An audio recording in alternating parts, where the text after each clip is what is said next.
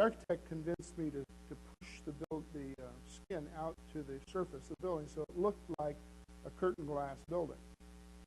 And it really has it made a dramatic difference in the way the building looked. And we got people to come in the building on that basis.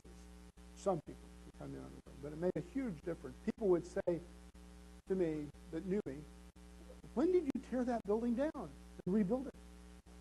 They thought I had actually torn the whole building down and started over because it looked that dramatically different.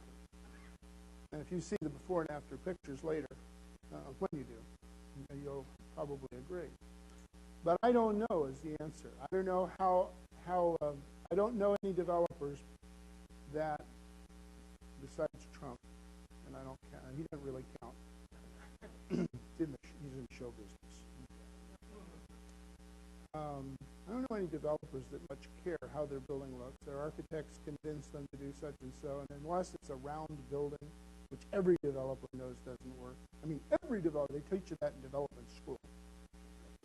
Day one, they tell you, don't build a round building ever, for any reason. This is very interesting. I live in a building that's got curvature right there. It's called the Dynetech building. It's got, there's a bank's name on it. But the office building part of the building is square. And then above it are apartments, and it's rounded. It's really very cool. And it doesn't matter to the apartment dwellers. All they care about is the view. You know, but if you build a round building as an office building, you can't do it. It doesn't work. Won't lease. Okay. Any other questions about tenant mix and tenant placement? Trade area and demographics we worry about when we're developing typically, but you'd be concerned about it if you were buying a strip center that was marginal, had marginal trade or marginal earnings.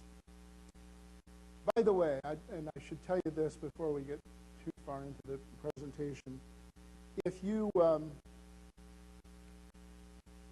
think you can do better than the guy that has owned it before you, think again. You have to buy it based on the income he's getting, not the income you think you can get when you buy it.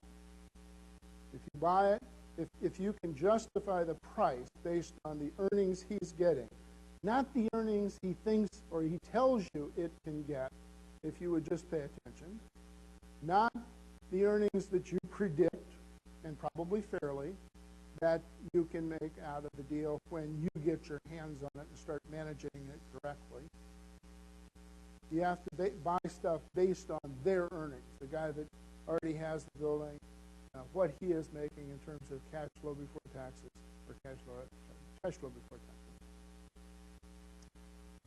But anyway, the trade area and demographics discussion is really for developers, and I'll be happy to talk privately with anybody that wants to talk about that. Percentage lease. I just did a percentage lease. In the Art Deco building, we had a restaurant on the ground floor next to the bank that went broke, and a friend of mine who runs a pizza shop a block away wanted in that space. And I said, well, the problem is that's a $25, $30 a square foot space, and you're used to